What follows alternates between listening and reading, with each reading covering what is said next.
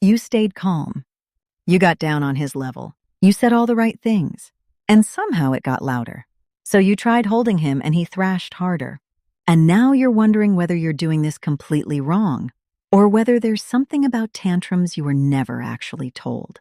Here's what's interesting. You're probably doing half of it exactly right.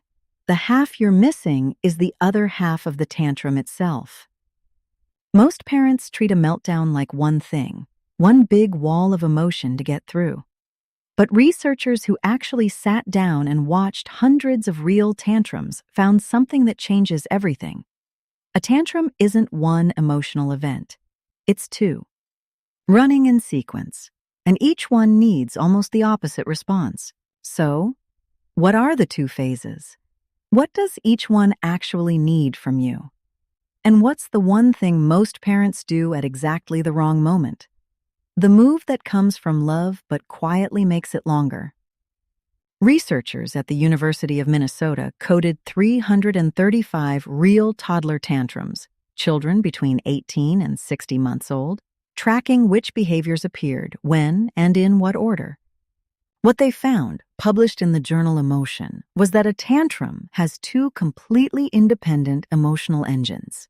The first is an anger phase, screaming, hitting, throwing, that high-intensity peak most parents dread. The second is a distress phase, crying, whining, reaching up to be held. And these don't overlap randomly. They follow a predictable arc every time. Anger first, distress second. That sequence is the whole game. Once you see it, every item below will make immediate sense. First, during the anger phase, engagement tends to escalate, not soothe. The research is specific here. The behaviors coded in this phase are high intensity, motorically driven, throwing, hitting, stomping. This is a nervous system at its absolute ceiling.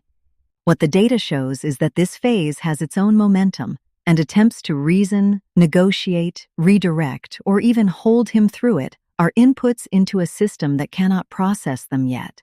That's not defiance. That's a brain that has, for this window, lost access to the circuitry that responds to language and connection. So here's what you do with that. Give him space, stay physically close enough that he's not abandoned, keep your own voice and body calm, and do not try to talk him through it. You are not being cold. You are not failing him. You are letting an arc run its course so the next phase can actually arrive. Second, the distress phase is when comfort becomes the mechanism, and withholding it is what prolongs the tantrum.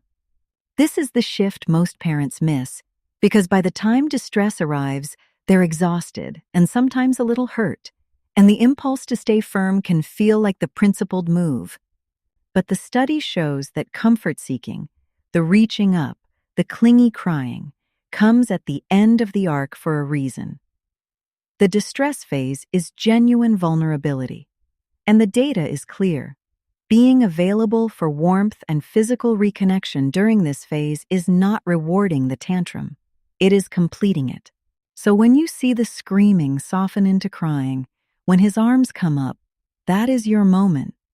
Get down, open your arms, say as little as you need to. The reconnection is the close of the loop, and you can give it without any guilt at all. Now, the third piece is the one I said most parents have backwards, and it only makes sense now that you have the sequence. The mistake isn't comforting too much. It's comforting too early. Reaching in with a hug during the anger peak, again, this comes from love completely, but it puts comfort into a phase that physiologically cannot receive it, and it often extends the anger rather than skipping ahead to the distress. You cannot hug him past the first phase. You can only wait through it and then meet him fully in the second. The timing is the whole thing. One honest limit here. This research was conducted specifically with toddlers, children between 18 and 60 months. If your child is 6 or 7, the framework still offers a useful direction, but do not treat the sequence as a fixed rule. The emotional profile shifts as kids develop more language and more self-regulation. and the research wasn't tracking that age range. Fourth, the anger phase shrinks as your child gets older, and that's something the data showed directly. High-intensity anger behaviors decrease with age, even within the toddler window. What this means practically is that a consistent approach across the toddler years is not wasted effort, it's compounding. The same pattern you hold at 2 is the pattern that makes 3 and 4 genuinely easier, because his nervous system is maturing into a shorter, lower-intensity first phase. You're not starting over every year.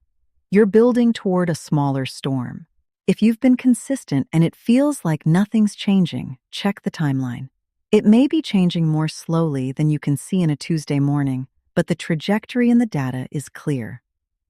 If you've been staying calm through the anger and then staying open at the end, and it still feels hard, it's supposed to feel hard. You're doing the right thing inside a genuinely difficult experience, and those are not mutually exclusive. Subscribe if you want more of this. Real research, one specific thing at a time. And leave me a comment. Which phase have you been responding to? Because I'd genuinely like to know which half of this lands harder for you.